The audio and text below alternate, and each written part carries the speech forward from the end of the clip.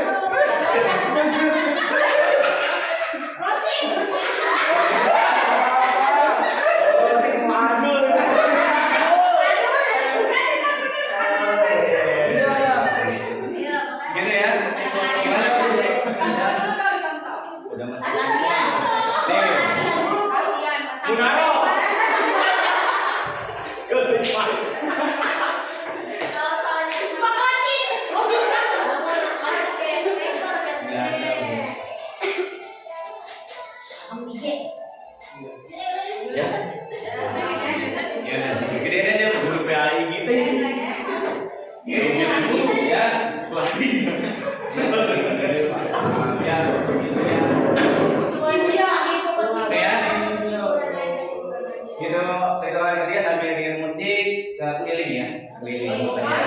Arah jarum jam. Ya.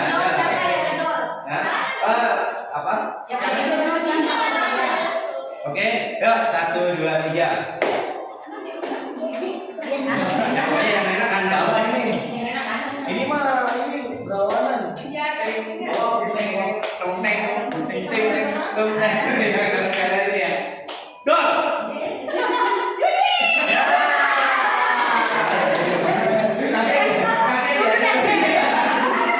Oke, lanjut lagi. Iya, masih ya. Ini saya nggak ada. Ah, kau bilang dong. Kan namanya baru nabrak saya. Dor.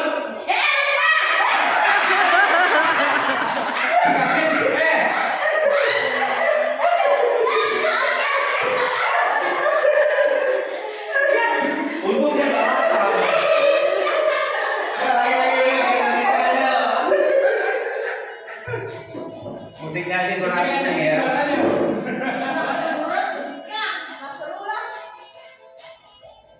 Dor. Kenapa? Nyebut nama sendiri. Nyebut nama sendiri. Lah, lagi nama orang. Lagi, masih belum. Ada nama rakyat ya. Aduh, 2, 3, 4, 5, Dor.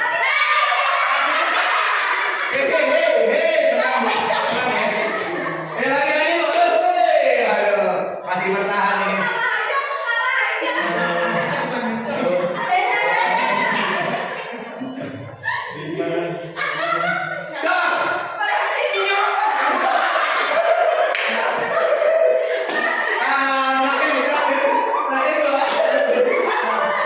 Terakhir, aku di luar ya Bu. Ibu berjalan. Siap-siap ya Bu. Kalau di sini sudah kamera.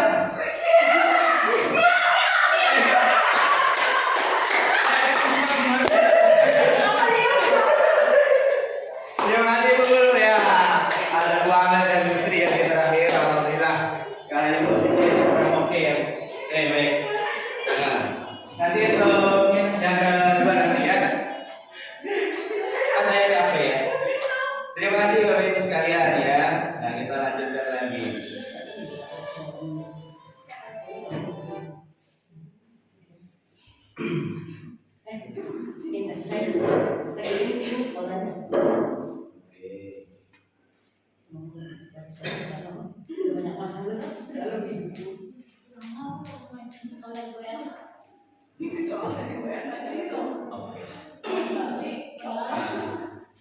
Dalam kegiatan diseminasi ini capaian pembelajaran yang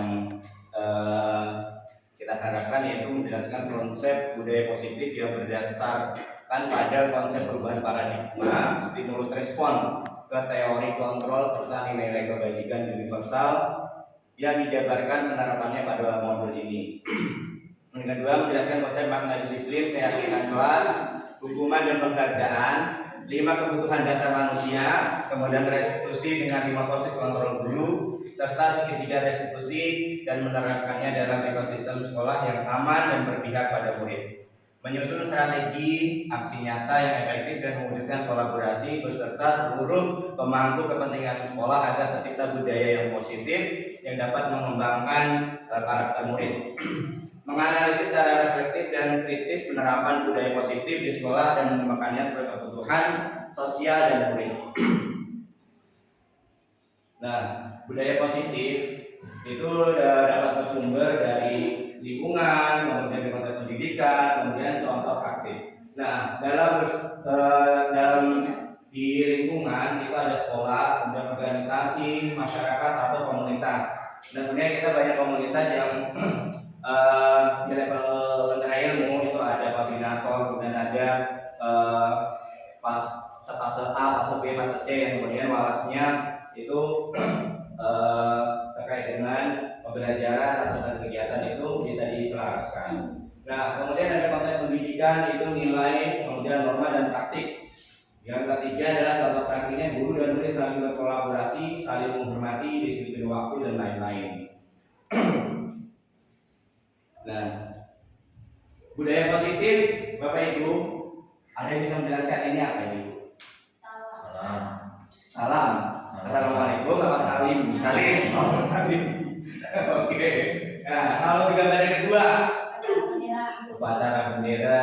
Oke. Kalau yang ketiga, Bu? Membantu. Ya, bantu. Bawang ya, ini jatuh kemudian di ya. Kemudian yang selanjutnya, Bapak Ibu. Mengapa budaya positif itu perlu diimplementasikan di sekolah? Yang pertama, karena memang menciptakan lingkungan yang mendukung pertumbuhan emosional dan akademik siswa, kemudian membangun hubungan yang sehat antara siswa, guru, dan staf sekolah. Suasana belajar yang aman dan menyenangkan, siswa merasa dihargai dan termotivasi untuk belajar, berpartisipasi dan berkolaborasi dengan baik. Kemudian yang keempat, pengembangan karakter siswa dan pengurangan perilaku negatif.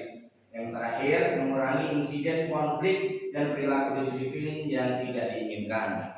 Ini adalah kenapa kita harus budaya positif itu perlu diimplementasikan di sekolah. Nah, miskonsepsi makna kontrol, ada ilustrasi dan kenyataan. Ya, untuk ilusi, guru mengontrol murid. Nah, kenyataannya apa? Bahwa pada dasarnya kita tidak dapat memaksa murid untuk berbuat sesuatu jikalau murid tersebut memilih untuk tidak melakukannya. Ya, terkadang siswa kalau misalkan disuruh mengerjakan atau dia kadang nggak mau atau belum mau, nah ini yang kita alami di keseharian kita. Gitu. Kemudian yang selanjutnya, semua penguatan positif, efektif dan bermanfaat. Pada kenyataannya adalah penguatan positif atau bujukan adalah bentuk-bentuk kontrol. Segala usaha mempengaruhi murid agar mengulangi suatu perilaku tertentu adalah suatu usaha untuk mengontrol murid tersebut. Yang selanjutnya adalah kritik dan membuat orang merasa bersalah, dapat menguatkan karakter. Ya, karena kita mengkritik, kemudian membuat orang merasa bersalah. Kamu ya sudah terlambat, masih masih lelet gitu. Kadang kita sampaikan gitu. Pada kenyataan adalah menggunakan kritik dan rasa bersalah untuk mengontrol murid menuju pada identitas gagal. Mereka belajar untuk merasa buruk tentang diri mereka. Jadi ketika kita melontarkan sedang kata-kata atau dengan kalimat yang membuat seorang itu merasa bersalah, itu menuju pada proses gagal. Kemudian yang terakhir, orang dewasa memiliki hak untuk memaksa. Dengan kita kepada anak-anak, dan kita punya hak, punya prioritas untuk memaksa anak. Ayo si A, ibu sono, ayo si B, sono segera, seperti itu. Nah, kenyataannya adalah banyak orang dewasa yang percaya bahwa mereka memiliki tanggung jawab untuk membuat murid-murid berbuat hal-hal tertentu. Nah, ini ada ilustrasinya seperti ini. Miskonsepsi tentang teori kontrol.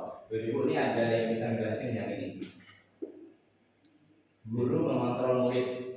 Oh, ini kayak wayang ya? Kayak wayang, jadi apa-apa harus dikontrol gitu.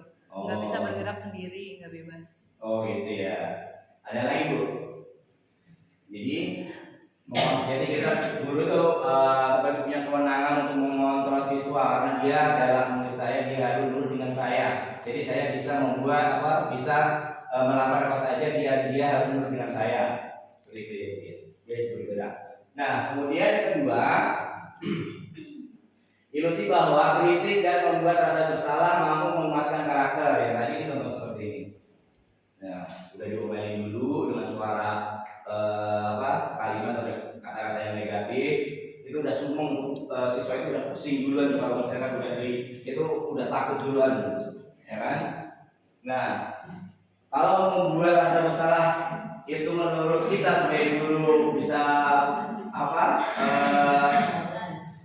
mematahkan karakter, itu kurang tepat. Karena yang ada adalah siswa menjadi takut, ya. Kemudian selanjutnya adalah ini agak bagus, cuman ilusi bahwa semua penguatan positif efektif dan bermanfaat. Nah, kalau yang ini kira-kira apa nih? Yang ini yang biasa dilakukan biasanya. memberikan reward, memberikan hadiah. Kira-kira boleh tidak gitu? Sebenarnya boleh saja sebenarnya, tapi tidak kemudian seterusnya gitu. Karena nanti kita akan bicara di restitusinya. Kemudian yang terakhir adalah yang ini. Nah, ini yang biasa saya lakukan biasanya dulu gitu ya. Ilusi bahwa orang dewasa berhak memaksa. Nah, kalau ini kira-kira yang ada di itu apa kita gitu yang terakhir? Kalau memaksa siswa harus bisa.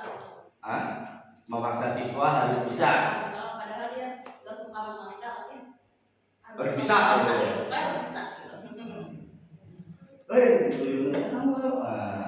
Nah, ini adalah miskonsepsi tentang teori kontrol.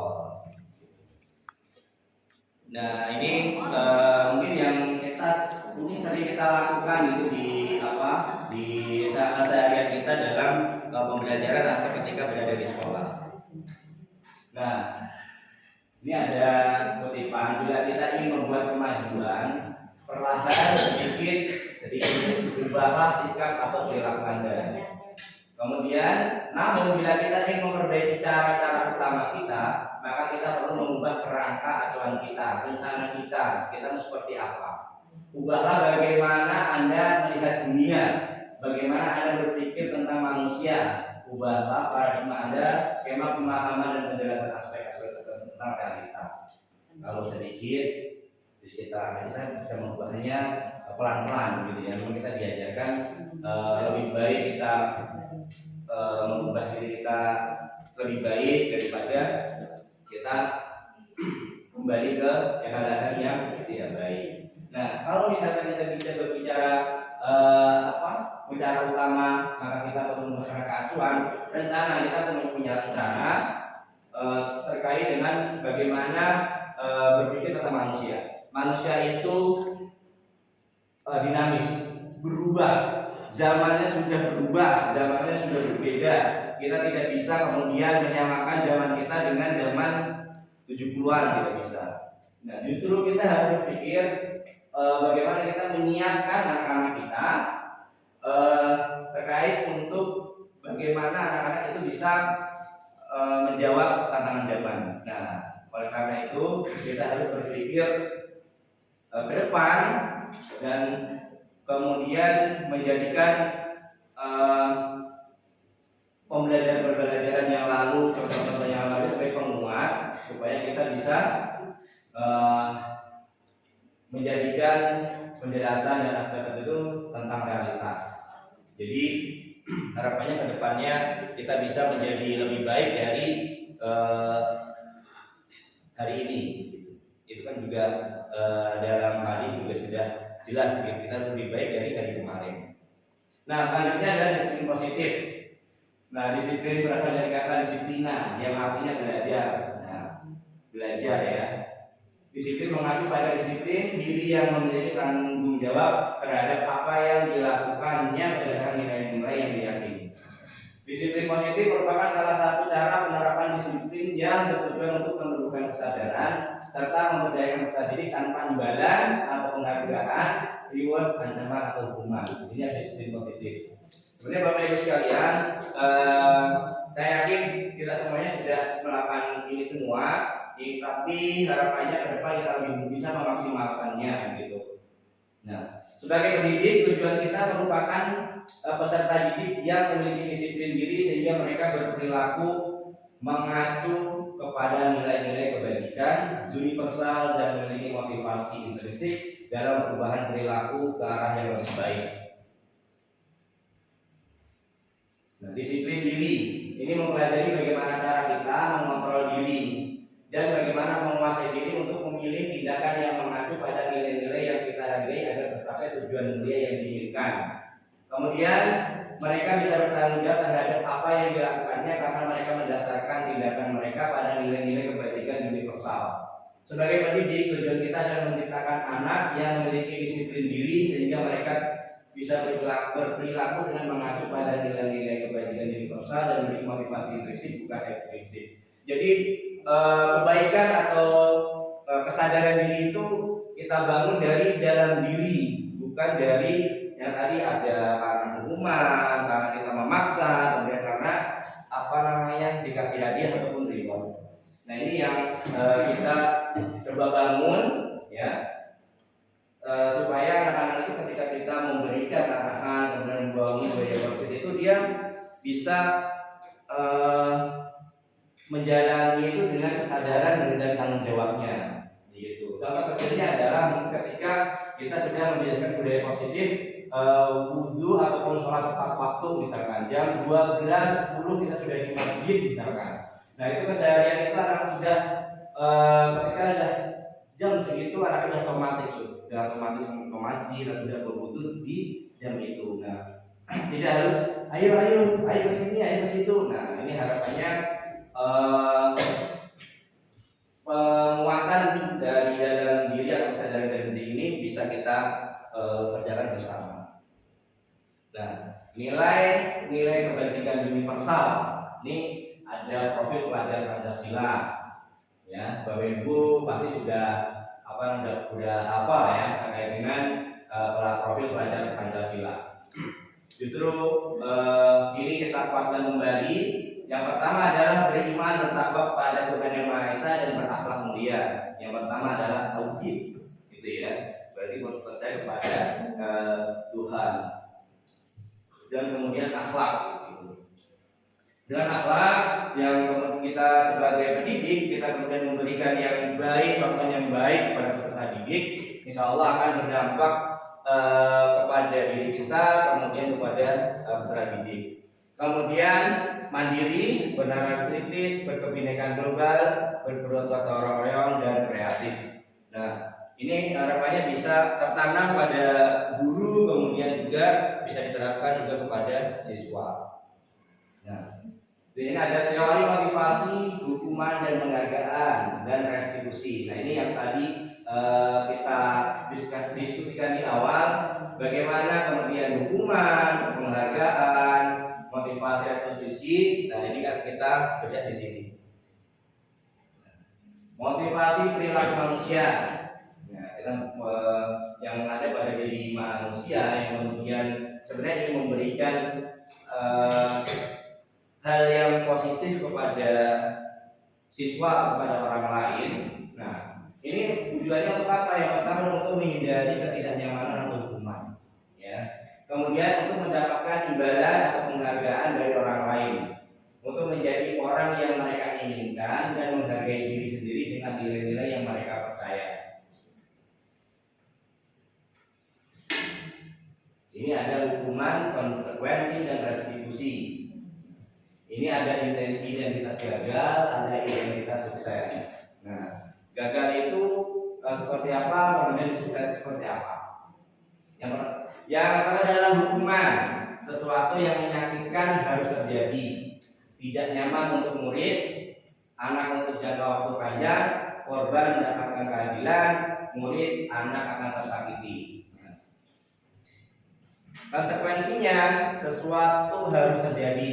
Tidak nyaman untuk murid, anak untuk jangka waktu pendek, korban bisa diabaikan, murid atau anak dibuat tidak nyaman. Restitusinya adalah, restitusi merupakan pilihan menguatkan untuk murid atau anak dalam jangka waktu panjang, korban mendapatkan ganti, selanjutnya murid atau anak mendapatkan penguatan. Ya, ini untuk hukuman, konsekuensi dan restitusi. Nah, yang selanjutnya adalah perilaku pasif agresif meningkat. Konsekuensinya adalah penguatan hanya bertahan dalam jangka waktu pendek, masalah terpecahkan, kemudian sistem tidak akan berjalan bila murid tidak takut, kemudian memerlukan monitoring dan supervisi terus menerus dari guru, murid belajar tanggung jawab untuk perilakunya. Kemudian yang selanjutnya berlaku hanya pada sebuah institusi, tidak berlanjut pada kehidupan nyata. Membantu penerapan mengikuti peraturan dalam masyarakat, fokus pada pemecahan masalah dan jangka waktu panjang. Peraturannya adalah kamu harus, ini ada pernyataan dalam peraturannya adalah kamu harus. Nah, kalau konsekuensi, apa peraturannya, mampukah kamu melakukannya, dan terima kasih. Untuk restitusi, apa yang kamu yakini, apa yang bisa kamu lakukan untuk memperbaiki masalah ini. Yang terakhir, murid atau anak membenci peraturan, ya, karena adanya hukuman. Konsekuensinya, murid atau anak menghormati peraturan. Restitusinya adalah murid anak menghormati dirinya dan orang lain, ya. Ini ada negatif, netral, positif. Jadi bentuk hukuman itu relatif, negatif, ya Bapak Ibu. Jadi menghukum anak itu lebih ke hal yang negatif. Dampak atau efeknya itu sebenarnya tidak bagus. Nah, ini saya juga mulai belajar ini, makanya saya tidak ketika pembelajaran masuk ke sini, saya tidak pernah marah dengan anak penuntut ilmu, itu satu. Kemudian yang kedua, saya melakukan pendampingan khususnya di kelas saya, ya. Ini dalam rangka menghindari atau meminimalisir konflik. Makanya bentuk dukungan atau bentuk itu saya itu seperti itu. Jadi ketika anak-anak itu mendapat pendampingan dengan kita, walaupun kita hanya duduk ataupun enggak, pokoknya di area tidak jauh dari anak-anak itu akan membuat anak-anak akan mendefense diri untuk tidak melakukan hal-hal yang berat. Nah, itu kalau hukuman. Contoh misalkan hukuman sudah terlambat, suruh latih jongkok, itu sudah boleh, satu. Kemudian yang kedua,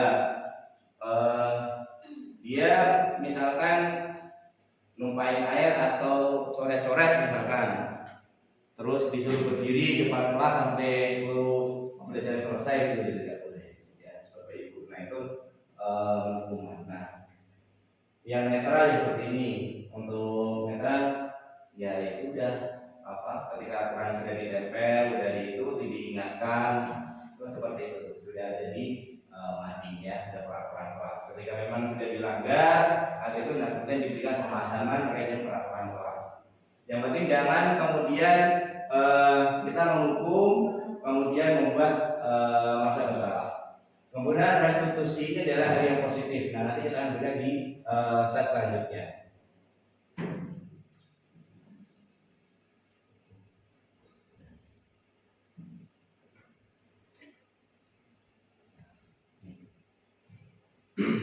Dampak pada murid marah, merasa bersalah, rendah hati, rendah diri, mengasingkan diri. Ini kalau mungkin ya kan mungkin kita sebagai guru, kalau misalnya kita seringnya marah-marah, kita berpikir bahwa ketika kita marah, anak itu akan nurut, patuh. Nah, itu dalam miskonsepsi itu tidak seperti itu. Justru anak akan minder, ya, dia akan tidak jadi percaya diri. Kemudian tiba-tiba tidak diharapkan atau sangat melukai. Siapa tahu ketika kita melihat anak-anak itu merasa saatnya tersakiti gitu ya Ibu. Nah, itu nanti akan berdampak yang tidak baik terkait dengan pembelajarannya, kemudian dirinya, nanti dengan orang tuanya. Nah, dampaknya tidak akan baik. Kemudian menyakitkan, guru menjalani konsekuensi dengan menyalahkan, mengkritik, menyindir, merendahkan. Nah, kira-kira kalau misalkan menyalahkan, seperti apa kira-kira Bu? Menyalahkan siswa misalkan. Contoh, 2, 3 silakan. Kamu sih belajar. Ini juga ngomongnya. Iya. Kamu sih main air, jadi pelecehan kan? Kalau mengkritik, Bu Mariati. Mengkritik ya kesalahan siswa ya. Iya. Kamu tuh harusnya bangunnya lebih pagi dan gak telat. Iya. Oke. Kalau merendahkan, guru sudah. Guru sudah gimana? Membanding-bandingkan ya. Ya. Tuh. Merendahkan. Membanding-bandingkan. Iya. Ini aja gak bisa.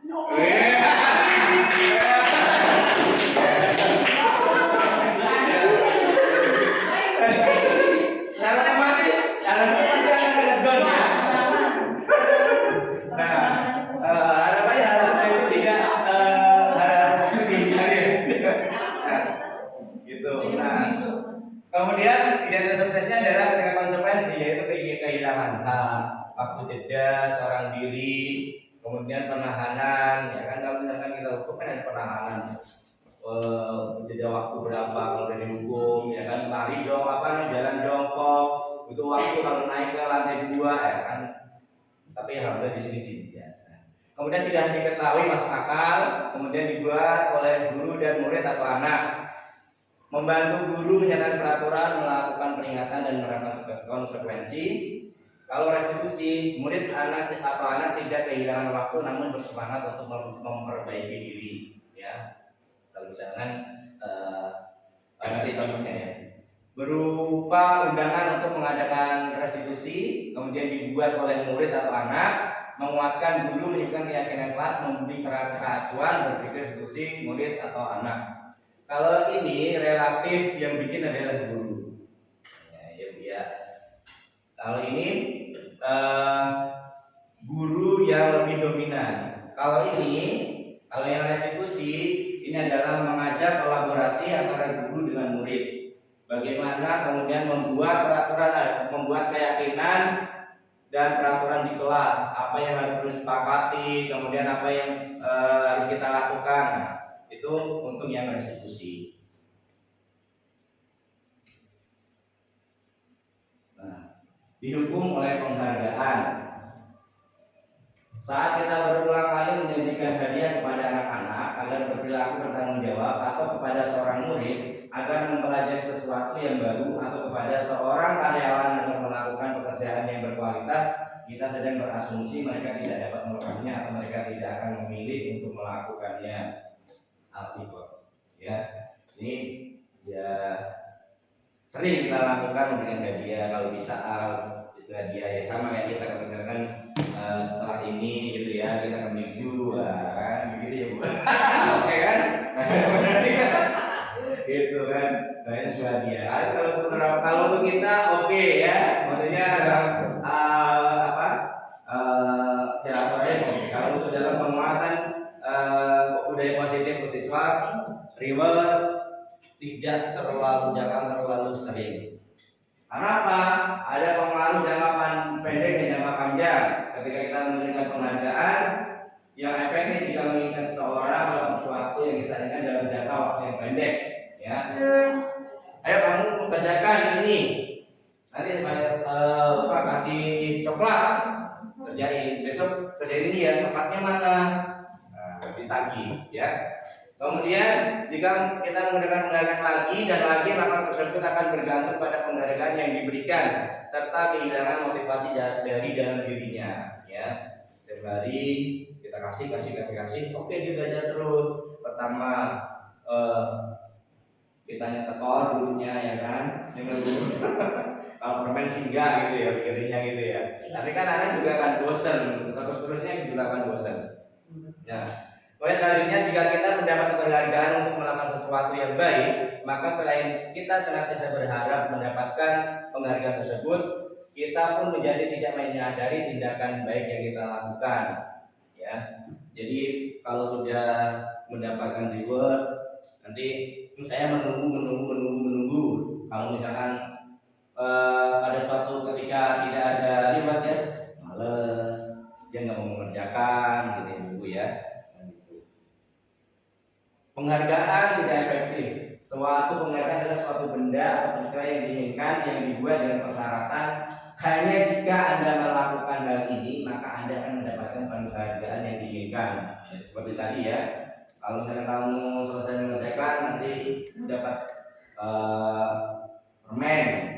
Kalau misalkan udah ini ya, penghargaan, tapi dampak impactnya tidak baik. Orang yang berusaha berhenti merokok atau orang yang berusaha diet mengurangkan badan, bila diberikan penghargaan hampir pasti tidak berhasil. Ya, jelas tuh orang mau berhenti merokok, berusaha diet, mengurangkan badan, ya kan. Kalau misalkan tidak dari dalam diri, hasilnya tidak akan maksimal. Kemudian merusak hubungan, ya. Ketika ada anak-anak itu kita lihat adalah memiliki keunikan atau kodratnya masing-masing. Ada yang dia dari kesadaran dalam diri dia mengerjakannya enjoy karena senang, karena happy dan sebagainya. ketika ada siswa yang kita berikan penghargaan, nanti kalau kamu selesai ini, kamu dapatnya ini, ketika yang satunya mengerjakan sesuai dengan ini sendiri, kok begitu sih Bu? Nah, akhirnya akan terjadi kesenjangan, ya. Jadi kemudian jika seorang guru sering memberikan penghargaan kepada murid-muridnya, besar kemungkinan muridnya termotivasi hanya untuk menyenangkan gurunya. Mereka tidak akan bersikap jujur kepada guru tersebut. Paham ya Bu ya? Jadi kalau misalkan seringan ya, jadi hukum nggak boleh, penghargaan juga dampaknya juga kurang baik. Kemudian selanjutnya penghargaan menciptakan persaingan di dalam kelas dan persaingan menciptakan kecemasan. Aduh, ini aku nggak bisa jawab Bu, aku nggak dapat dong.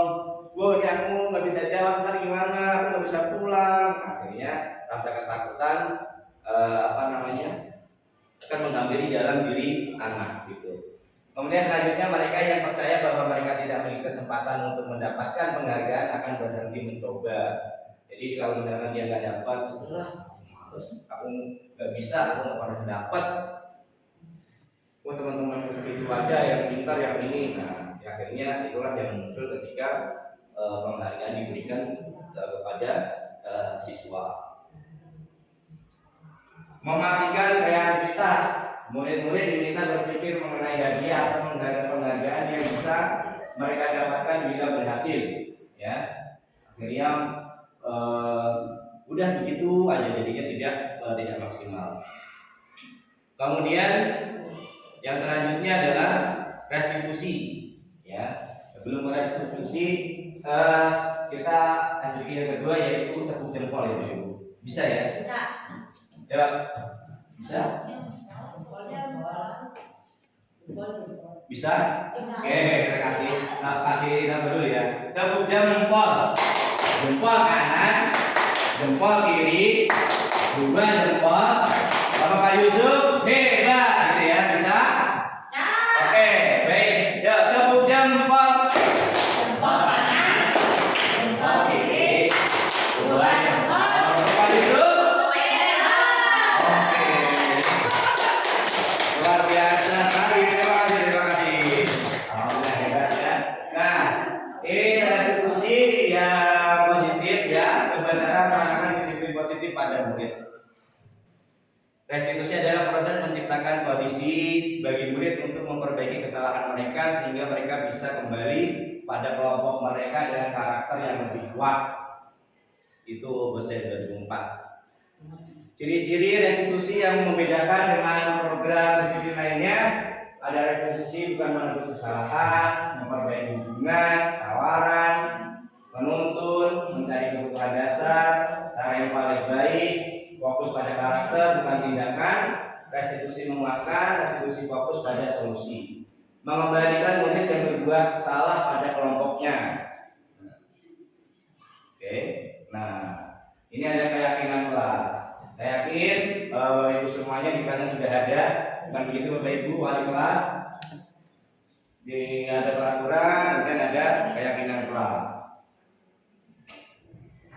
Mengapa kita perlu memiliki peraturan tentang menggunakan helm pada saat mengendarai kendaraan roda 2 atau motor? Mengapa kita memiliki peraturan tentang penggunaan masker dan mencuci tangan setiap saat? Ada yang bisa menjawab? Mengapa kita memiliki peraturan tentang penggunaan helm pada saat mengendarai kendaraan roda 2 atau motor? Untuk keselamatan diri. Banyak kepalanya pecah. Oke, ya kita kunci ya Umar. Yang kedua, mengapa kita memiliki peraturan tentang penggunaan masker dan mencuci tangan setiap saat? Supaya bersih. Hah? Supaya bersih. Supaya terhindar dari penyakit ispa. Oke, ya. Jangan sampai makanan kuman masuk dalam tubuh Iya. kita. Habis ini makan. Oke. Ya. Baik, yang pertama, kenapa? Jadi berhubungan dengan apa? Keselamatan.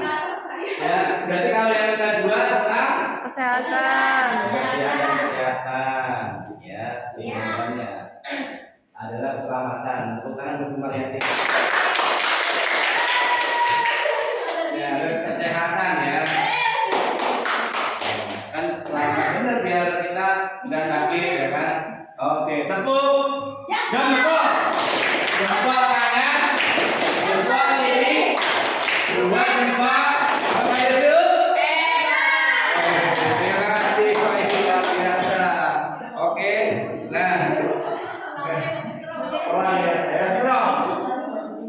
ini kebajikan yang disepakati secara tersirat dan tersurat lepas dari latar belakang suku, negara, bahasa maupun agama. Jadi kita mau dari mana saja di kelas kita, dari daerah mana saja. Alhamdulillah kita seorang muslim semuanya. Jadi kita tidak membahas ini tapi membahas terkait dengan musyawarah mufakat yang berdampak kepada sebuah keyakinan yang membangun kebaikan dan kepercayaan diri. Nah, ini pembentukan keyakinan sekolah atau keyakinan kelas. Bapak Ibu sekalian, ini nanti yang wali kelas bisa membuat ya terkait dengan keyakinan kelasnya. Keyakinan kelas bersifat lebih abstrak daripada peraturan yang lebih rinci dan konkret. Keyakinan kelas berupa pernyataan-pernyataan universal. Pernyataan keyakinan kelas akan bisa dibuat dalam bentuk positif, ya. Keyakinan kelas sebenarnya tidak terlalu banyak sehingga mudah diingat dan dipahami oleh semua warga kelas. Keyakinan kelas sebaiknya sesuatu yang dapat diterapkan di lingkungan tersebut. Semua warga kelas hendaknya ikut berkontribusi dalam pembuatan keyakinan kelas lewat kegiatan curah pendapat, bersedia meninjau kembali keyakinan kelas dari waktu ke waktu. Nah, ini adalah bagaimana kita mengajak siswa kita di dalam kelas untuk membuat keyakinan kelas yang kita diskusikan, kita kolaborasikan dari diri seorang guru dan kepada murid. Jadi siswa bisa mengajukan ya untuk keyakinan kelas itu jauh tidak ada kata jangan, kemudian tidak, misalkan jangan datang terlambat. Nah, kalau misalkan dibikin yang positif, kira-kira jadinya apa? Kalau tidak ada kata jangan, tapi artinya sama. Besok datang lebih pagi ya. Besok datang lebih pagi ya. Mantap banget, Mbak Amel. Biasa ya. Itu salah satu kamusnya.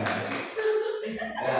Prosedur kepada teman-teman keyakinan sekolah atau kelas mempersilakan warga sekolah atau murid di sekolah kelas untuk bercurah pendapat tentang peraturan yang perlu disepakati di kelas, ya. Kalau misalkan di kelas, mencatat semua masukan. Jadi siswa diberikan skinot atau kertas untuk menulis apa yang menjadi perlu kita sepakati keyakinan kelas yang akan kita lakukan, misalkan seperti itu. Kemudian diberikan, kemudian diambil ketika sudah dituliskan.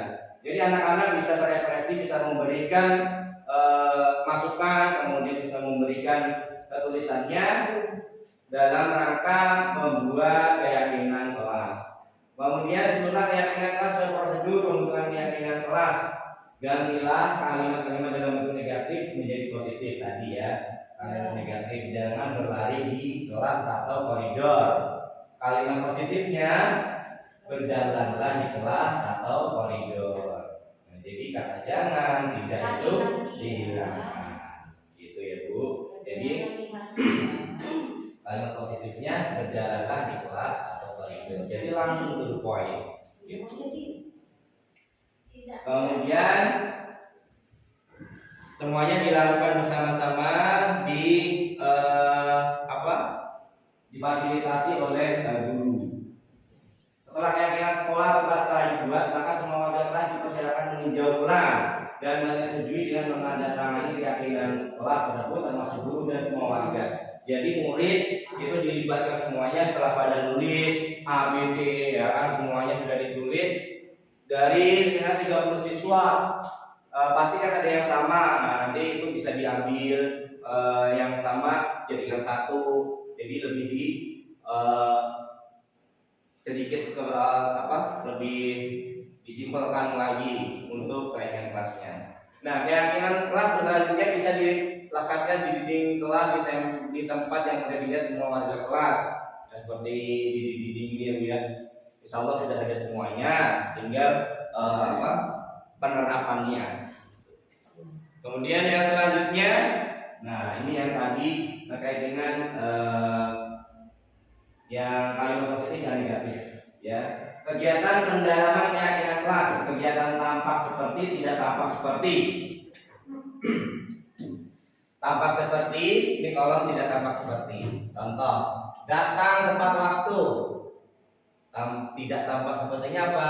Berarti dia sering hadir Sering hadir terlambat. Jadi kebalikannya. Yang kedua, menyapa teman dan guru setiap hari. Tidak tampaknya adalah atau kebalikannya adalah tak acuh kepada teman dan guru, tidak peduli dengan guru atau teman. Yang selanjutnya, mengembalikan barang teman yang telah dipinjam dan mengucapkan terima kasih. Tidak mengembalikan barang yang telah dipinjam dan melakukan sembarangan. Oke. Kemudian bekerja, tekun bekerja dan menyimak guru. Tidak tampak sepertinya adalah tidak mendengarkan guru dan acuh tak acuh. Ya. Menyerahkan tugas tepat waktu. Kebalikannya adalah tugas tidak dikerjakan atau diberikan. Memberikan hasil yang terbaik. Berarti kebalikannya adalah ngasal aja. Gitu ya, kemudian yang selanjutnya adalah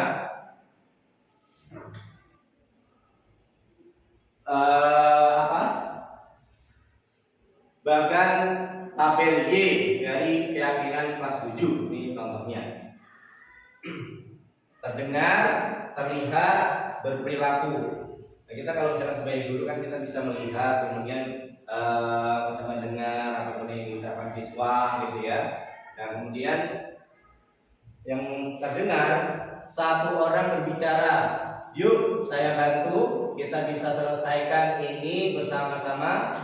Terima, tolong ya, boleh saya pinjam, nanti akan segera saya kembalikan. Lihatnya apa? Berarti yuk saya bantu, berarti berempati ya, berempati terhadap perasaan orang lain. Kemudian perilakunya apa? Tersenyum ramah ya, banyak tersenyum. Kemudian memegang barang milik orang lain hanya dengan izinnya, berarti memberikan izin ya, memberikan izin. Jadi itu ada tabel izin. Nah, kegiatan tugas saya, tugas kamu. Ini sebagai guru, sebagai murid. Bisa dilihat tugas saya atau tugas guru, tugas kamu atau tugas murid. Guru tugasnya kelihatan nggak Bapak Ibu? Kelihatan. Nggak kelihatan? Nampak. Kecil ya? Oke. Tugas sebagai guru ya, tugasnya apa? Mengajar. Apalagi? Mendidik. Terus? Oke, terus? Oke. Oke. Kalau murid? Murid? Tugasnya apa? Belajar. Coba. Oke, bagus. Memeriksa tugas. Oke. Guru tugasnya bukan ya, bukan tugas guru. Apa? Menyakitkan dan sakiti. Aduh, jangan sampai menyakiti ya. Kamu untuk belajar. Kamu ya. Menyiapkan makanan atau barang-barang alat tulis siswa, itu tugas kita. Iya. Sebagai guru. Nah, guru tugasnya bukan Menyakitkan dan sakiti. mengeluh. Merusak barang pribadi. Oke. Melakukan tugas guru. Jangan suka menyakiti. Itu guru murid. Ya? Harusnya murid, Pak. Oh iya, sorry. Mungkin dia sama Iya. Udah liar. Oke. Selanjutnya ada kebutuhan dasar manusia. Nah, ada 5 kebutuhan dasar. Baik itu guru, siswa, ya, itu ada 5 kebutuhan dasarnya. Yang pertama bertahan hidup. Kira-kira untuk bertahan hidup itu apa? Duit.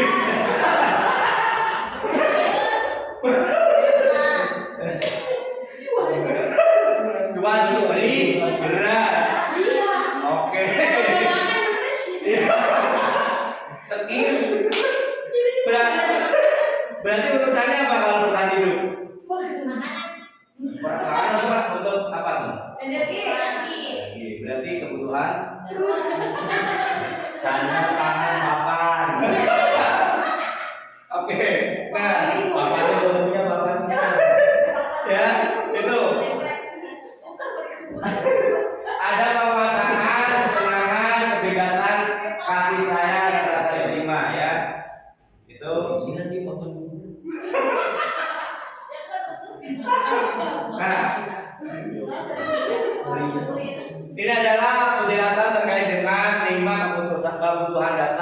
manusia, ya termasuk kita, saya dan Bapak Ibu. Bertahan hidup tadi ya survival ya, makan betul, dengan cuan dibagi beras, oke ya. Kebutuhan yang bersifat fisiologis untuk bertahan hidup misalnya ada kesehatan, ya kalau nggak sehat, ya, rumah, makan, ya. Kebutuhan biologisnya sebagai bagian dari proses reproduksi, ya kan? Oh, reproduksi. Ya, kalau kan dari itu saya berikan itu untuk bertahan hidup dan untuk bersinambungan. Belum.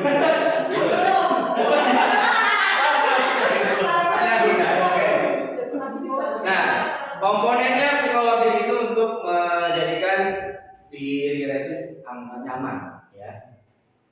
Ya sudah kan pasti ketika secara biologis pasti nyaman ya. Nyaman. Iya.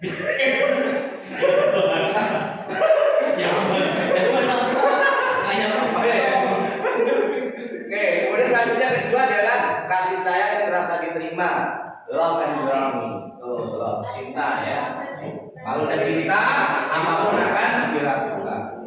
Nah, kebutuhan untuk disayangi dan diterima meliputi kebutuhan akan hubungan dan koneksi sosial, untuk memberi dan menerima kasih sayang, dan kebutuhan untuk merasa menjadi bagian dari suatu kelompok.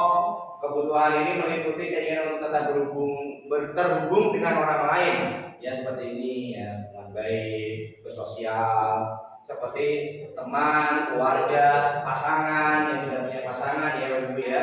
Pasti kalau sudah punya pasangan akan butuh kasih sayang dan rasa diterima. Kemudian teman kerja, binatang peliharaan yang punya gitu ya, dan kelompok di mana kita tergabung gitu, termasuk kelompok kita ya. Selanjutnya adalah penguasaan, kebutuhan pengakuan atas kemampuan atau power. Nah, ini kebutuhan ini mencapai suatu menjadi kompeten, menjadi terampil, diakui atas prestasi dan keterampilan kita, didengarkan gitu ya, dan memiliki rasa harga diri. Kebutuhan ini meliputi keinginan untuk dianggap berharga, bisa membuat perbedaan, bisa membuat pencapaian, kompeten, diakui, dihormati ya. Ini untuk dan keinginan untuk meninggalkan pengaruh ya. Kemudian yang selanjutnya kebebasan, kebutuhan akan pilihan atau freedom ya. Kebutuhan untuk bebas adalah akan kemandirian, otonomi, memiliki pilihan dan mampu mengendalikan arah hidup seseorang ya. Seseorang anak-anak dan kebutuhan kebebasan yang tinggi menginginkan pilihan. Mereka perlu banyak bergerak. Jadi anak-anak itu memang namanya anak-anak itu dunianya bermain. Itu sudah secara psikologis, dari secara para pakar juga dari usia 2 sampai dengan 7 tahun itu dunia anak itu bermain gitu ya. Jadi kebebasan. Tapi tidak kemudian 24 jam itu main begitu ya, enggak juga gitu ya. Nah, kemudian suka mencoba anak-anak ya. Kemudian banyak bergerak, tidak terlalu terpengaruh orang lain. Banyak anak-anak ya suka dia mau ke mana, mau ngelakuin apa, suka dia. Dan senang mencoba hal baru dan menarik. Nah, itu adalah anak-anak. Kemudian kesenangan, kebutuhan untuk merasa senang atau fun ya, happy ya, happy. Ini kebutuhan untuk mencari kesenangan, bermain, tertawa ya, bisa bersama teman, bisa bersama keluarga ya, dengan kebutuhan dan kesenangan tinggi misalnya menikmati apa yang dilakukan. Kalau sudah membaur dengan kelompoknya atau dengan timnya, kalau sudah klop, nah itu kan menjadikan suasana itu menyenangkan bagi dirinya dan orang lain. Bisa berkonsentrasi tinggi saat mengerjakan hal yang disenangi. Jadi walaupun tugasnya berat, tapi tetap dia happy. Nah, bagus sekalian, setelah melihat terkait dengan 5 kebutuhan dasar manusia, ini ada pertanyaan yang dicontoh pernyataan ya di bawah ini. Pilihannya adalah A, B, C, D. Bisa ditulis di situ biar nanti nggak lupa. Ya. Yang pertama, kelihatan nggak Bu? Kelihatan. Saya pernyataan pertama adalah saya kecewa sekali dengan kamu. Nah, A itu penghukum, pemantau, pembuat rasa bersalah atau teman. Hah? Apa? C. Oke. Ada C, ada yang B ya. Oke, kita lanjut dulu. Kemudian yang kedua, ibu kejar aku karena ibu guru sayang aku. Nah, kebebasan, cinta kasih sayang, penguasaan, kesenangan. Cinta dan kasih sayang. Oke, kita kunci cinta dan kasih sayang. Yang ketiga, aku hebat kan? Bisa bikin ibu guru kejar aku. B. Kesenangan. Ada yang lain? Apa? Aku hebat kan? Bisa bikin ibu guru kejar aku. Jadi antara A dan B berarti ya. Dua. Oke. C. Yang keempat, aku bosan belajar mewarnai terus di dalam kelas. Penguasaan, kesenangan, kebebasan, cinta dan kasih sayang. Untuk kebebasan. Hah? Kebebasan ya. Kita lihat. Saya kecewa sekali dengan kamu. Jawabannya adalah membuat rasa bersalah. Kecewa dengan kamu. Ya. Mohon maaf ya. Yang kedua, ibu kejar aku karena ibu guru sayang aku adalah cinta dan kasih sayang. Ya. Yang ketiga, aku hebat kan? Bisa bikin ibu guru kejar aku adalah penguasaan. Yang bisa menguasainya ya, bisa masuk. Yang terakhir, aku bosan belajar mewarnai terus di dalam kelas. Saja apa Bu? Kebebasan, betul sekali. Tepuk tangan buat satu jempol.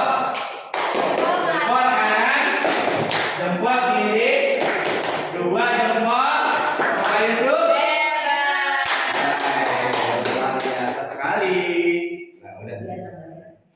5 posisi kontrol.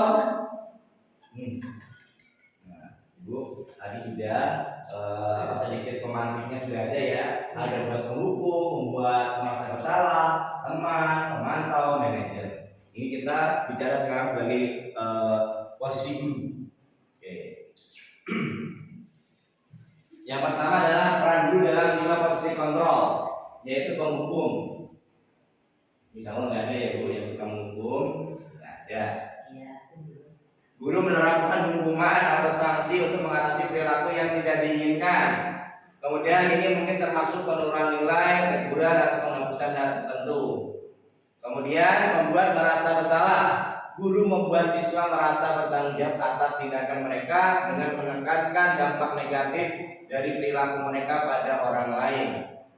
Kemudian menjadi teman. Guru membangun hubungan positif dan mendukung siswa menciptakan lingkungan belajar yang inklusif dan komunikatif. Sebagai pemantau, guru memantau perilaku siswa tanpa intervensi langsung, memberikan kesempatan bagi siswa untuk refleksi pribadi. Yang terakhir, di posisi yang seharusnya dimiliki oleh guru adalah sebagai manajer. Apa itu? Mengatur dan mengelola struktur kelas, menetapkan aturan dan prosedur, serta memberikan bimbingan untuk memfasilitasi perilaku yang diinginkan. Yang seperti tadi yang membuat keyakinan, yang kemudian dikomunikasikan dengan siswanya dan mengajak gitu ya. Nah, ini ada yang biasa di pernyataan atau kalimat yang diutarakan oleh kita sebagai guru ketika pada posisi-posisi ini. Gitu ya. Nah, guru berbuat untuk menghukum, menghadapi, menunjuk, menyakiti, menyindir. Ini udah otomatis ya Bu, namanya mau menghukum udah kesel gitu ya. Nah, kemudian membuat orang merasa bersalah. ceramah munjuk kamu ya, ini ya suka terlambat ya, nah, banyak gitu ya. Kemudian ada teman membuat alasan-alasan untuk muridnya. Nah, kalau jadi teman alasan-alasannya nanti kita lihat videonya. Kemudian pemantau menghitung dan mengukur. Kemudian manajer sebagai manajer mengajukan pertanyaan-pertanyaan, ya. Nah, guru berkata kalau kamu tidak melakukannya, saya akan. Ini yang biasa di kita pernyataan atau kalimat yang kita keluarkan ketika ketika kita dalam posisi penghukum. Kalau kamu tidak melakukan, gitu ya, saya akan menghukummu. Kalau kamu tidak datang tepat waktu, saya akan menghukum kamu jalan jongkok. Nah, seperti itu lanjutannya biasanya, atau dengan yang lain. Kemudian yang membuat orang merasa bersalah, kamu sudah mengecewakan bapak dan ibu. Nah, kamu sudah mengecewakan bapak dan ibu. Teman kamu tuh di kelas sebelah datangnya tepat waktu, tapi kalau kamu sering terlambat, nah gitu ya. Kemudian kita sebagai teman lakukan untuk bapak ibu ya, sudah nanti bapak ibu bantu bereskan. Itu kalau misalkan kita menjadi teman. Kemudian kalau sebagai pemantau, apa peraturannya, kemudian apa konsekuensinya. Jadi menanyakan kalau saya melakukan kesalahan ini, konsekuensinya apa bapak ibu? Pak, Bu, emang kenapa saya harus dihukum? Nah, ini kalau menjadi pemantau. Kemudian yang kalau sebagai manajer, apa yang kita yakini, ya sudah dijelaskan. Misalkan di kelas sudah ada keyakinan kelas, tidak disebutkan. Kemudian kalau kamu meyakininya, kamukah mau memperbaikinya? Jadi kalau misalkan dia melakukan kesalahan, datang terlambat misalkan, tapi di keyakinan kelas sudah dibikin, kamu bisa untuk keyakinan kelas yang sudah kita sepakati. Nah, itu datang tepat waktu, bisa dilakukan, bisa mulai kapan. Nah, itu kamu menggunakan sebagai manajer. Kemudian kalau kami memperbaikinya, jadi kira-kira hal tersebut akan menggambarkan apa tentang dirimu. Kalau misalnya kamu terlambat, kira-kira kamu akan seperti apa? Ya pasti nanti saya akan dapat telepon dulu. Berarti kamu tahu ya kalau terlambat, saya pasti merasa salah. Jadi dia udah merasa kembali ke diri kita, dia ke diri siswa bahwa apa yang dilakukan itu salah. Gitu. Nah, kemudian menguatkan watak atau karakter. Jadi udah dikuatin dari situ tuh. Nah, kita hanya menguatkan pada keyakinan kelas kita adalah dalam tepat waktu ya nak. Jadi nanti anak-anak itu kemudian akan timbul persepsi positif bahwa keyakinan yang sudah dibuat bersama-sama itu harus dijalani secara dari dalam diri. Nah, hasilnya ketika menghukum siswa atau anak-anak itu akan memberontak, pendendam, menyalahkan orang lain, membuat orang merasa bersalah, menyembunyikan, menyangkal atau berbohong, ya itu udah otomatis, itu udah biasa ya dilakukan. Kalau misalkan membuat kalau kita sudah kamu pasti yang ngambil ini ya, nah itu pasti secara otomatis dalam diri siswa takut, kemudian akan walaupun dia melakukannya dia akan berbohong pada dirinya karena dia takut. Kemudian kalau teman dia ketergantungan karena dibantu, apa-apa lah, aku kalau misalkan terlambat bapak guru atau guru membantuin saya, silakan masuk aja, tidak apa-apa. Nah, kadang ada seperti itu. Kemudian menyesuaikan bila diawasi, ya. Kemudian selanjutnya menguatkan watak dan atau karakter. Jadi itu ya untuk 5 posisi kontrol terkait dengan kita sebagai guru. Nah, contoh penerapan 5 posisi kontrol di kasus siswa tidak memakai atribut lengkap saat upacara bendera. Ini ada contoh kasusnya, siswa tidak lengkap ya atributnya. Nah, sebagai posisi kontrol ya, kalau penghukum ya yang biasa menghukum patuhi aturan sekolah lalu berdiri di depan barisan.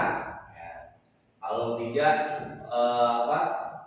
Kamu berdiri sampai dengan upacara selesai ditambah nanti berapa waktunya kan seperti itu kalau yang menghukum. Kemudian posisi kontrol sebagai pemantau, kamu sudah melanggar apa peraturan dan konsekuensinya. Jadi dia menanyakan balik hukumannya apa, konsekuensinya apa. Kalau sebagai teman, ayolah yang tertib, buat bu guru bangga. Kali ini tidak apa-apa, kamu salah. Itu kalau sebagai teman. Jadi apa namanya? Sebenarnya bagus, cuman tidak membangun kesadaran diri siswa untuk memperbaikinya gitu. Jadi malah dia kan ketergantungan kepada guru tersebut. Kemudian membuat rasa bersalah.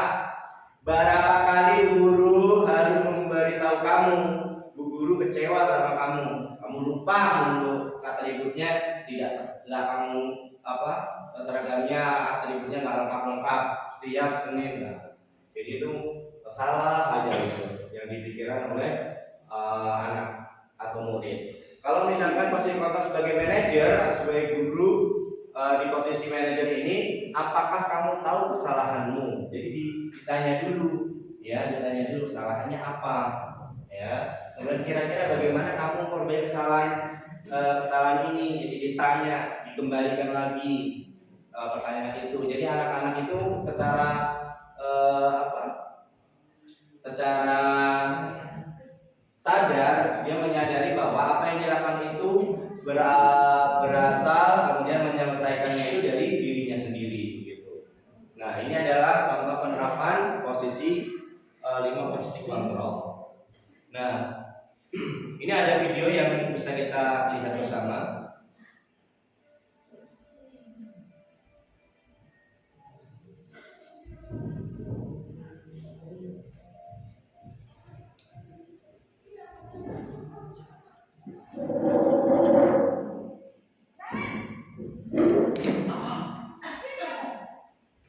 Ya Allah, buat kita.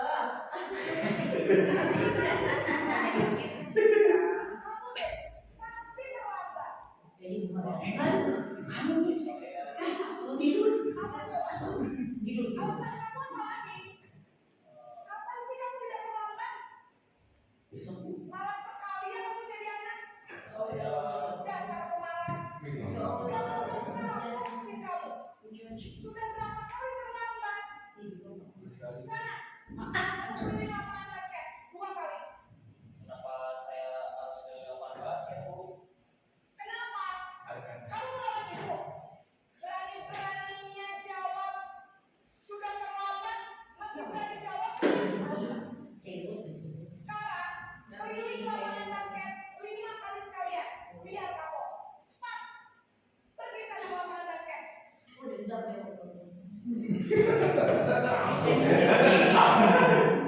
Nah, ini posisi membuat merasa bersalah.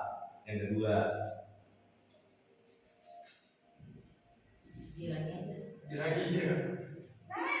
Iya. kenapa lagi? Kamu kenapa terlambat lagi, nak? Ya Tuhan, Naren. Kamu senang ya bikin ibu susah ya? Kalau kamu terlambat lagi, nanti ibu yang ditegur bapak kepala sekolah, nak. Disangka ibu tidak bisa membina kamu. Duh, gimana ini? Aduh, Gusti Naren. Kamu suka ya kalau ibu ditegur bapak kepala sekolah? Terus, sekarang ibu harus tulis apa ini di buku absen? Tulis aja Bu absen.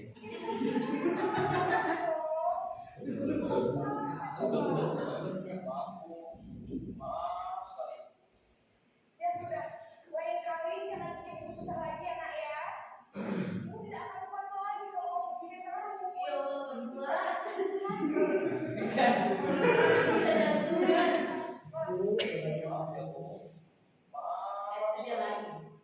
Dia lagi mau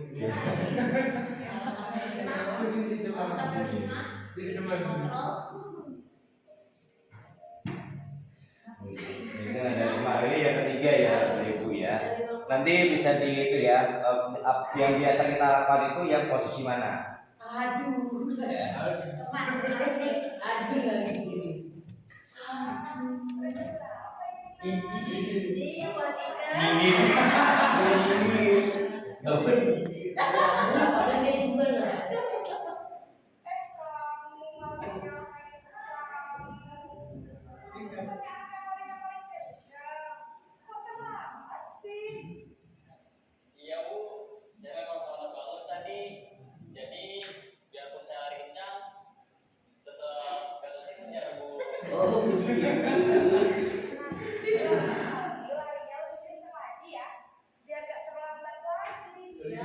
Demi ibu, bisa kan?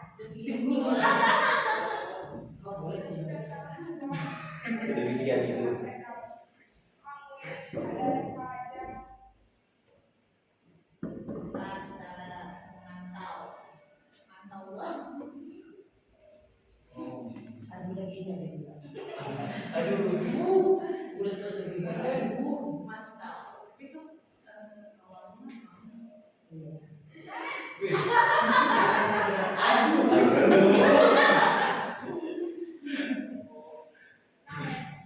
Apa peraturan sekolah kita tentang jam berapa kita harus masuk sekolah, Nak?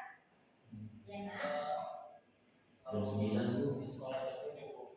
Iya betul. Sekarang sudah jam 7.20. Kalian sudah tahu konsekuensinya jika terlambat hadir? Paham Bu, saya harus pas jam istirahat selama 20 menit. Iya benar. Konsekuensinya demikian. Jadi nanti jam 9.30 pas istirahat, kamu harus tinggal di kelas, kerjakan tugas tambahan untuk ketertinggalan kamu, ya? Baik Bu. Mantap. Salam dulu dong. Ini posisi manajer yang harapannya bisa kita terapkan ya Bapak Ibu. Hanya saja karena ini mungkin orang seberang gitu ya, jadi suaranya agak kencang. Kalau manajer kita agak di Asli. Aku dia harus sini dari keluar. Saya terlambat. Iya, sekolah masuknya jam 7, sekarang sudah jam 7.20. Jadi sekarang bagaimana ini, Arek? Maaf Bu, saya lupa setelah saya sekolah. Baiklah, menurut kamu, keyakinan sekolah yang mana yang perlu kamu tingkatkan? Menghargai diri sendiri dan Mari. orang lain tidak Bu. Setuju. Jadi, apakah Nare meyakini prinsip saling menghormati tersebut? Iya Bu, saya meyakininya. Apakah Nare bersedia memperbaiki masalah keterlambatan ini? Bersedia Bu. Bagaimana kalau akan memperbaiki masalah keterlambatan ini? Jelas. Enggak. Saya akan coba untuk tidak lupa menyetel alarm saya Bu. Baik, kalau Nare mau menyetel alarm di rumah, ada orang yang kira-kira bisa bantu mengingatkan tidak? Ada Bu. Kakak saya, Kak Emma. Ada lagi selain Kak Emma? Selain Kak Emma, ada ibu saya. Baik, jadi yang mengingatkan Nare adalah Kak Emma dan ibu kamu ya. Kira-kira akan mulai set alarm kapan nih Nare? Setelah pulang sekolah, akan segera saya lakukan. Baik, jadi Nare akan setel alarm untuk bangun besok pagi dan akan diingatkan oleh kakak dan ibunda Nare ya. Ada lagi yang perlu dilakukan Nare agar tidak terlambat bangun lagi. Tidak ada Bu. Baik, terima kasih untuk kerjasama kamu. Sekarang kamu perlu kembali ke kelas untuk belajar. Baik Bu, terima kasih. itu adalah posisi kontrol ya Bapak Ibu untuk sebagai manajer. Jadi kita gali terus ketika ada keterlambatan itu kita tanya dulu itu kenapa, kemudian latar belakangnya kenapa terlambat terus. Jadi kita tahu dulu, kita gali dulu dan akan siapa tahu anak ini membantu orang tuanya dulu jualan atau membantu orang tuanya dulu apa namanya masak, mencuci kan kita tidak pernah tahu. Nah, tetapi ketika kita restitusi itu dilakukan, kemudian kita bertanya dan lain sebagainya, kemudian yang terakhir adalah anak itu berpikir apa kesalahannya, kemudian bagaimana dia mengatasinya dengan apa yang ada di pikirannya anak-anak itu. Jadi memberikan mencari solusi, kemudian menyelesaikannya itu dari keinginan anak itu sendiri gitu. Yang terakhir sebagai guru kemudian memberikan apresiasi begitu ya Bapak Ibu. Nah, ini adalah segitiga restitusi. Nah, yang dilakukan ketika ada masalah atau problem pada siswa, yang pertama adalah kita gunakan segitiga restitusi. Yang pertama adalah menstabilkan identitas, ya Bapak Ibu. Setiap orang pasti pernah melakukan kesalahan. Ya, itu kita menstabilkan dulu nih. Kita memposisikan sama dengan siswa yang membuat masalah, ya. Kamu bukan satu-satunya yang pernah melakukan ini. Ya. Setelah menstabilkan identitas, kita validasi tindakan yang salah. Kamu tentu punya alasan kenapa kamu melakukan kesalahan itu, kenapa kamu terlambat, kenapa kamu tidur di dalam kelas, ya. Adakah cara lebih efektif untuk mendapatkan apa yang kamu butuhkan? Jadi kita berikan imbal baliknya terlebih dahulu untuk siswa yang sedang kita mau menyelesaikan masalah. Kemudian yang terakhir adalah menanyakan keyakinan kelas apa yang telah kita sepakati. Nah, makanya di setiap kelas itu ada keyakinan kelas yang nanti itu menjadi menjadi benang merah atau tolak ukur yang nanti kita bisa komunikasikan dengan anak, karena itu adalah hasil kolaborasi dari guru dan siswa. Kamu ingin menjadi orang yang seperti apa? Nah, nanti anak-anak akan berpikir dari dalam dirinya. Nah, dan di akhir kita sebagai guru memberikan apresiasi dengan apa yang siswa sudah jujur mengatakan, kemudian ingin memperbaikinya, kemudian ingin tidak melakukan itu lagi, ya. Jadi ini ya fungsinya dari segitiga restitusi. Nah, ada 3 tahapan segitiga restitusi. Yang pertama tadi sudah yaitu menstabilkan identitas, validasi tindakan yang salah, menanyakan keyakinan. Nah, ini kita misalkan ada kasus siswa, ya. Misalkan ini ada Pak Yudi, ya. Kita menstabilkan identitasnya adalah ketika dia misalkan makan ketika pembelajaran makan gorengan. Nah, kita stabilkan dulu identitasnya. Pak Yudi berbuat salah ketika atau makan di dalam kelas itu tidak apa-apa. Ya, jadi kita stabilkan dulu identitasnya. Kita sebagai manajer guru tidak langsung memberikan hukuman atau memberikan gesture yang negatif kepada siswa, atau juga bisa dengan tidak ada manusia yang sempurna. Kita pasti Bapak dulu juga pernah kok ketika belajar makan, kita juga merasakan bahwa apa yang dilakukan itu kita sebagai guru juga pernah melakukan. Itu adalah menstabilkan identitas dulu antara siswa dan murid. Kemudian memvalidasi. Nah, gitu ya. Ketika sudah menstabilkan identitas, kita melakukan validasi. Nah, karena padahal kamu bisa melakukan yang lebih buruk dari ini, ya. Misalkan alhamdulillah kamu hanya makan saja di kelas, tapi tidak melakukan pemukulan atau tidur di dalam kelas. Gitu ya. Akhirnya divalidasi dulu kesalahan yang sudah dibuat. Kemudian kamu pasti punya alasan mengapa melakukan hal itu. Kenapa Yudi makan ketika pembelajaran, misalkan aku lapar, bukan pasti jawabannya seperti itu kan, atau belum makan dari rumah dan sebagainya. Nah, jadi kita gali dulu kenapa dia melakukan hal itu gitu. Itu adalah memvalidasi kesalahan. Kemudian yang selanjutnya adalah menanyakan keyakinan. Ya, misalkan sudah ada keyakinan yang sudah dibuat, baru kita berikan kepada Yudi bahwa apa yang kita percaya sebagai kelas atau keluarga. Kalau misalkan di kelas, ya, apa nilai atau keyakinan yang ada di kelas kita, kan dia akan menjawab apa yang sudah dibuat oleh guru dan teman-temannya.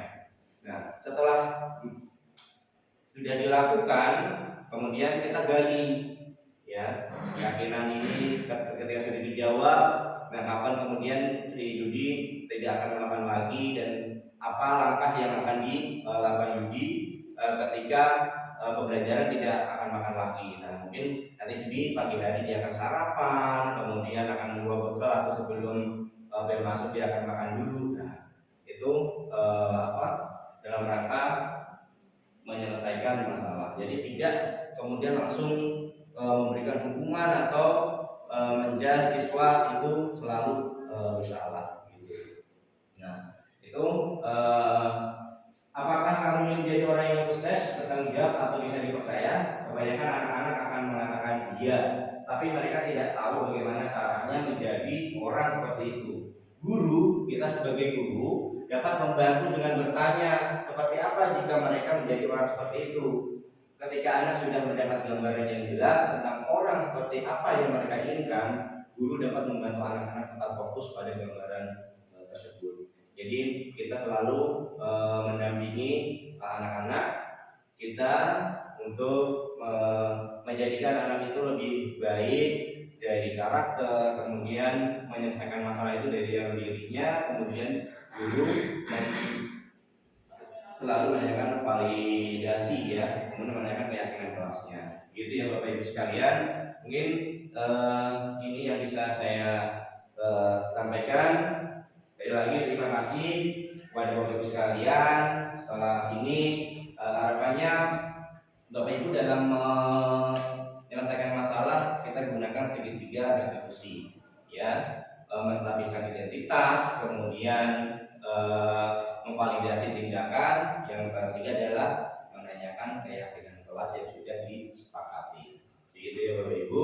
Terima kasih. Salam guru bergerak, bergerak dan menggerakkan. Terima kasih untuk Pak Yusuf, calon guru penggerak angkatan 11. Kita kasih tepuk jempol dulu ya. Tepuk jempol, jempol kanan, jempol kiri, dua jempol kasih dulu. Hebat. Terima kasih. Assalamualaikum warahmatullahi wabarakatuh.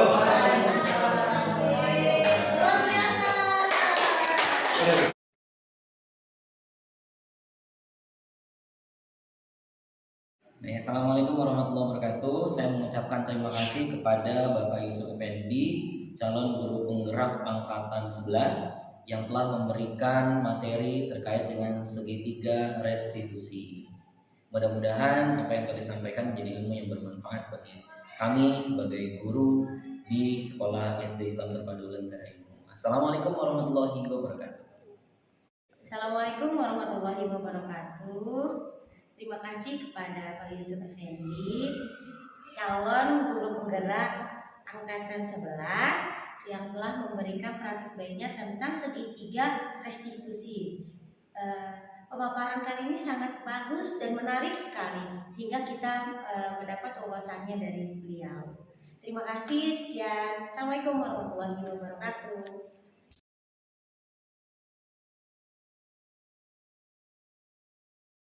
Baik, bismillahirrahmanirrahim. Assalamualaikum warahmatullahi wabarakatuh.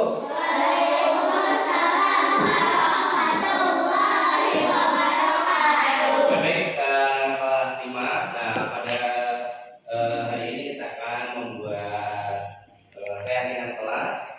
Kelas kita akan membuat keyakinan apa yang kita sepakati bersama-sama ya. Nah, nanti Yusuf kasih stiker nol, kalian bisa menuliskan ya. Jadi kita berkolaborasi, teman-teman bisa menuliskan kesepakatan keyakinan kelas kita seperti apa ya. Jadi tugasnya kami bagi-bagikan. Silakan teman-teman menulis satu keyakinan kelas ya. Sebelum keyakinan ditulis, Pak Yusuf akan memperlihatkan apa sih keyakinan kelas itu gitu ya. Nah.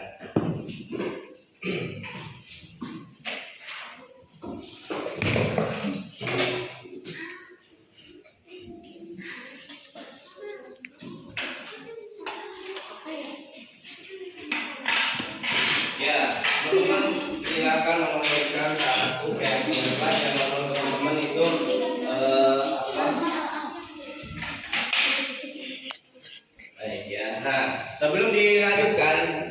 keyakinan kelas adalah Bapak, ada dua.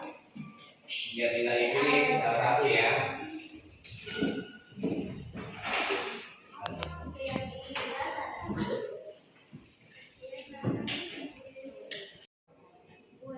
Baik ya, perhatikan anak-anak di sini ada kesepakatan kelas. Ada yang bisa membacakan? Al, silakan kalau dibacakan apa yang dimaksud kesepakatan kelas. Kesepakatan kelas adalah pernyataan tujuan bersama dan standar perilaku antara siswa dan guru dalam lingkungan kelas.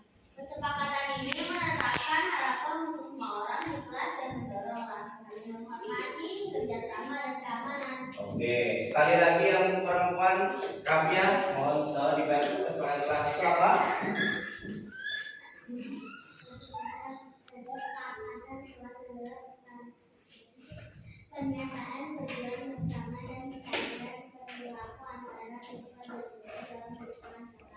Kesepakatan ini menetapkan harapan untuk semua orang di kelas dan mendorong orang saling menghormati, kerjasama dan keamanan. Oke, baik, terima kasih. Kesepakatan kelas ini untuk mendorong kita saling menghormati dengan teman, dengan guru, kemudian kita bisa kerjasama dan menjaga keamanan agar kelas kita menjadi nyaman ya. Nah, yang sudah menulis silahkan sekarang silahkan tuliskan keyakinan kelas yang ingin kita sepakati bersama ya. Nah, yang sudah boleh langsung ditempel ke depan.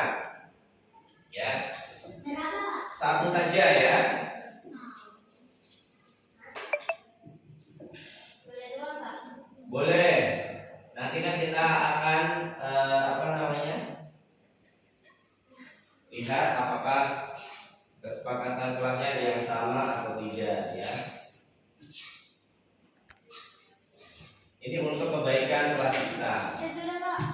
Oke, yang sudah langsung boleh ditempel ke depan sini ya. Ini sebelah kanan saya sini. Nah, sebelah ya. Silakan. Oke. Yang sudah langsung boleh ditempel.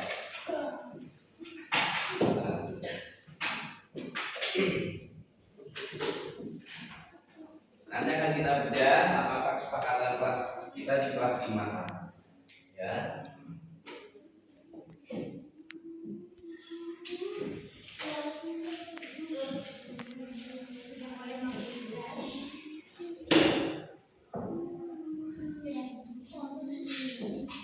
Silakan ditempel lagi di sini.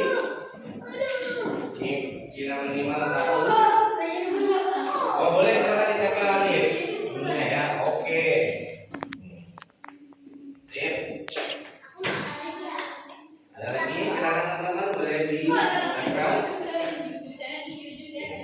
Ya, ini adalah kesepakatan kita bersama ya.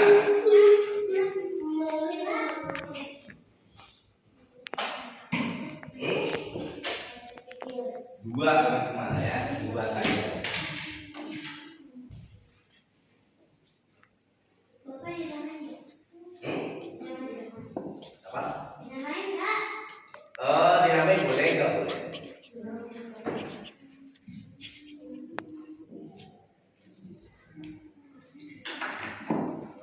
Ya, yang sudah langsung ditempel.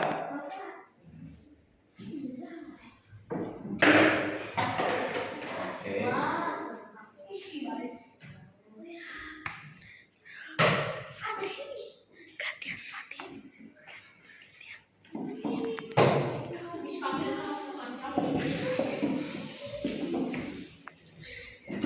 Nah, ya, sambil berjalan kita bacakan ya. Masal coba masal diambil dua. Ya dibacakan satu-satu ya.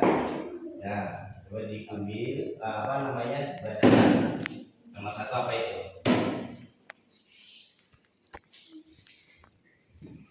Keyakinan kelas. Tiket sesuai jadwal, menjaga fasilitas sekolah dan kelas. Berarti tiket kelas setuju? Menjaga kebersihan. Setuju? Setuju. Oke, menjaga kebersihan kelas. Oke.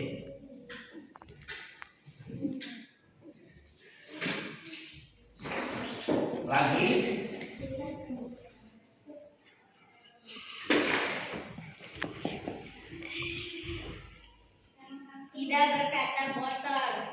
Oh, berarti berbicara yang baik ya.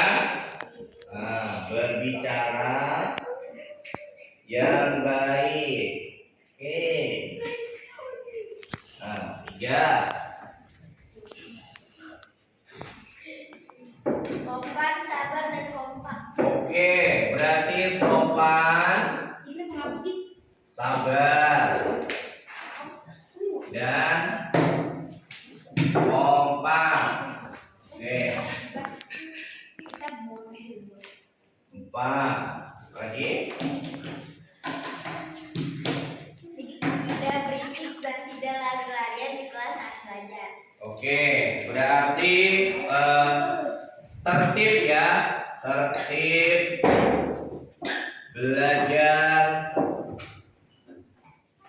di kelas. Oke, lagi. Tidak boleh main bola di kelas, tidak boleh berisik saat ujian belajar. Oke, berarti sama lagi. Jangan berantem di kelas 5A maupun kelas 4. Oke, berarti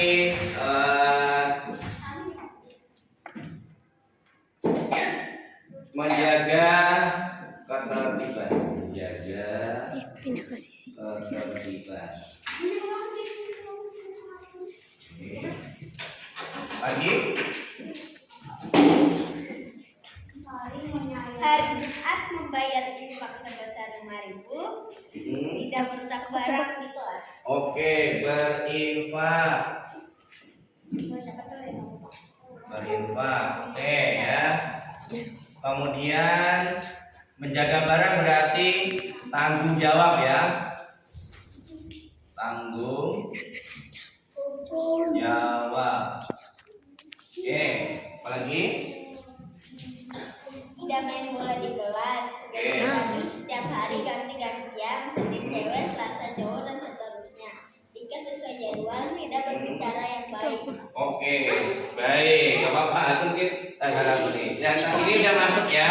Oke, tadi udah masuk berarti di kompak ini ya, sama menjaga kebersihan kelas. Lanjut. Saling menghormati sesama teman. Saling menghormati. Oke, 8 ya, saling menghormati.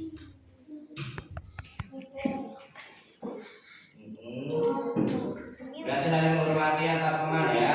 Terus? Tidak boleh makan di kelas. Oke, ya. Berarti tanggung jawab dan tertib belajar di kelas. Terus?